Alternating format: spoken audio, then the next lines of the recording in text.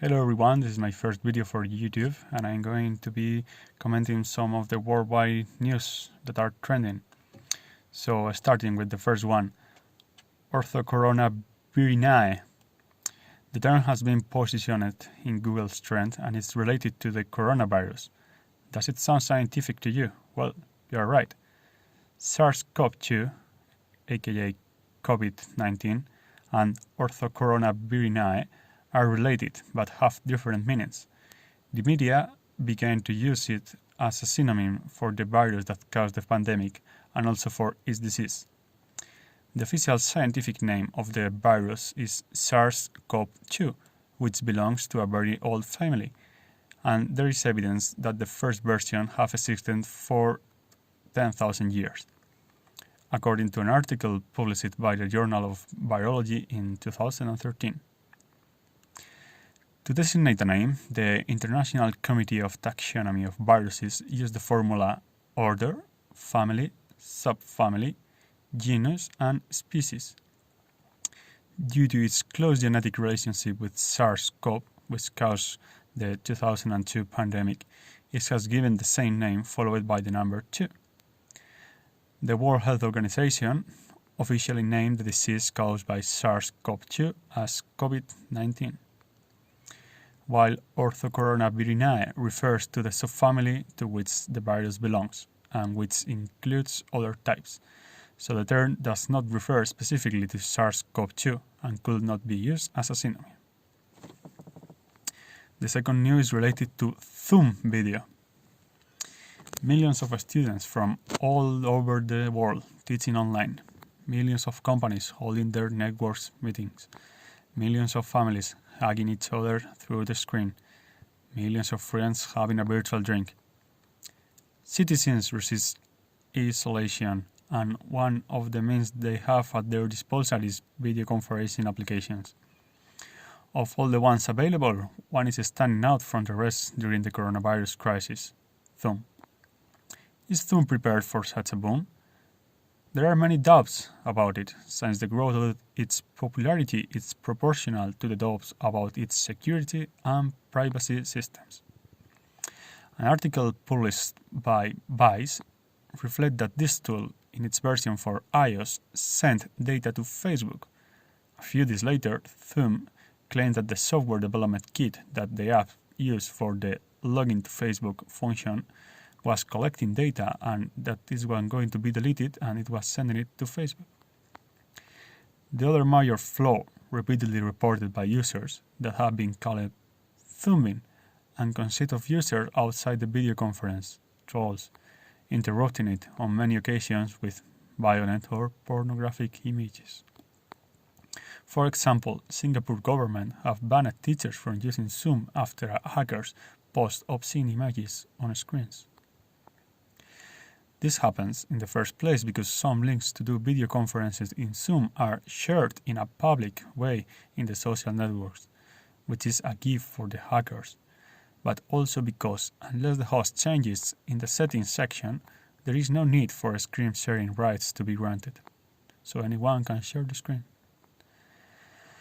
Some of the complaints about Zoom security problems have reached the ears of the New York Attorney General, Letitia James, who sent a letter to the app managers questioning them about the privacy measures put in place in the face of the great influx of new users since the confinement was declared in many countries to the coronavirus pandemic. In the letter, James noted that Zoom's security measures may not be sufficient and that, although they have addressed some of the problems, she would like to know if those in charge of the video conferencing tool are developing an in-depth review of their privacy systems. The third news, lockdown. Countries around the world are implementing measures to slow down the spread of the coronavirus, from national quarantines to school closures. More than a third of the planet's population is under some form of restriction.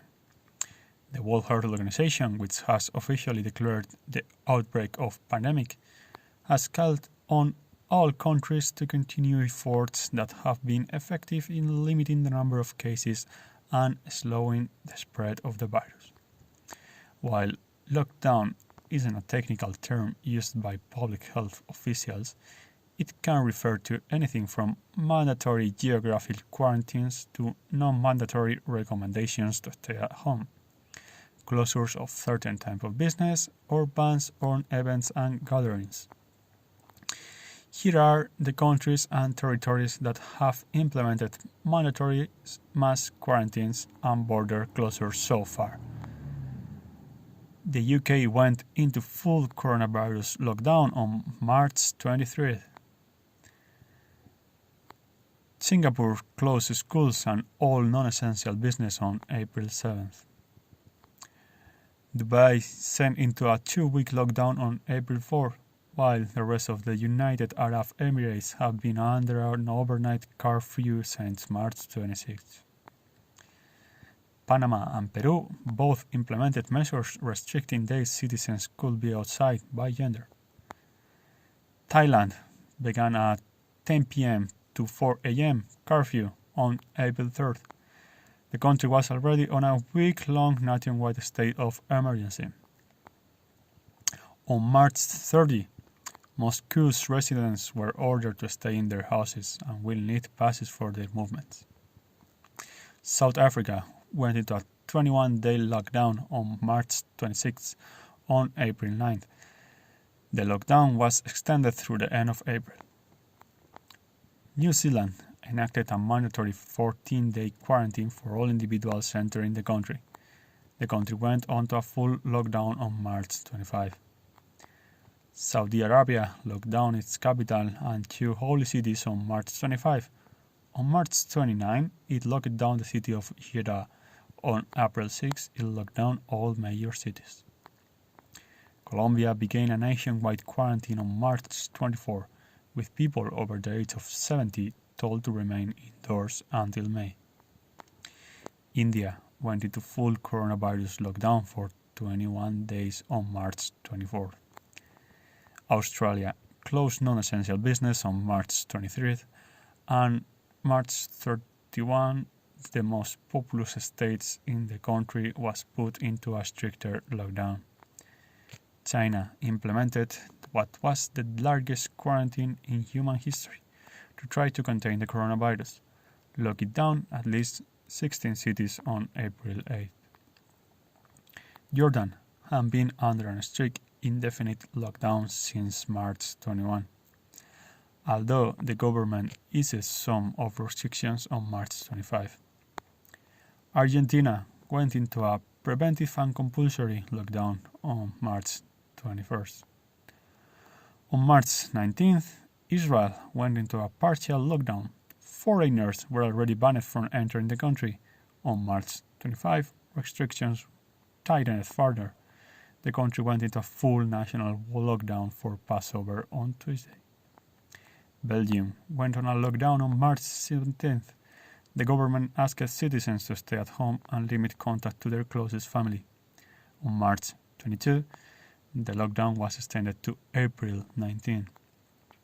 On March 16, the European Union banned non-essential travel into the region for at least 30 days.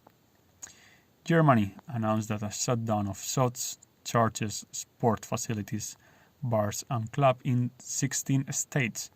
On Thursday, Merkel extended the lockdown to April 19th. The Malaysian government announced on March 16 that all business operations will be closed except the essentials like markets, utilities, broadcasting, banking and healthcare. The lockdown will now last until at least April 28th. The Czech Republic closed most shops and restaurants and banned foreign travel starting March 16. Some non-essential stores were allowed to reopen on Thursday.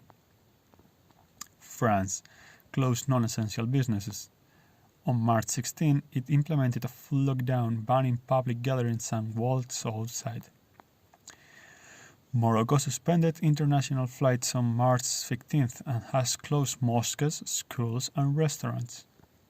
On March 15, Kenya closed schools and blocked non-residents from entering the country and has closed pubs and restaurants. Spain became the second European country to impose a nationwide quarantine on March 14th. The lockdown has been extended to at least April 25. Poland announced it will shutter business and prohibit inter-Asian travel from March 13th. Kuwait went into a 2-week nationwide lockdown on March 13th. On April 6th, it extended the public holiday to April 26th and closed down 2 regions. On March 27, Ireland went into a 2-week lockdown. Norway went into a 2-week lockdown on March 12, and on March 24, the government decided to extend the lockdown through Easter. El Salvador's president announced an alerta naranja and orange alert on March 11. Denmark enacted a lockdown on March 11, which it has now extended to April 13. In Italy, a nationwide lockdown went into effect on March 10th that restricts virtually all aspects of life for its 60 million citizens, including retail, leisure, work, imprisonment, and travel. Canada has shut its borders to anyone who isn't a citizen, permanent resident, or a U.S. citizen, while the country is not on a full lockdown. Lithuania shut its borders on March 16 to prevent nearly all foreigners from entering and to prevent most Lithuanians from leaving the country, with the exception of business trips. It will go into cold lockdown for Easter weekend. Both Lithuania and Latvia has closed schools. North Korea has shut down airline flights and train services with neighboring countries and established its quarantine for recent travelers. It told the World Health Organization that it has no reported case, but 500 people are in quarantine. Qatar stopped all incoming flights for the country and shuts down shops in many commercial areas. On April 1, it extended the flight suspension. Slovakia closed its borders to non-residents on March 15th and banned public events. Ukraine closed its borders for foreign citizens on March 17th after the first death from the virus within the country. The government has closed public institutions and limited transportation. The lockdown might be tightened in the coming days. Croatia is on a partial lockdown and have been told to avoid public areas, events, and even amid a strong earthquake. So this is all for today. If you find this interesting, I'm going to keep uploading worldwide news for you to be updated and prepared. So please subscribe and don't miss the note. I will be improving, I promise. So like and share the video to your contact and spread the information.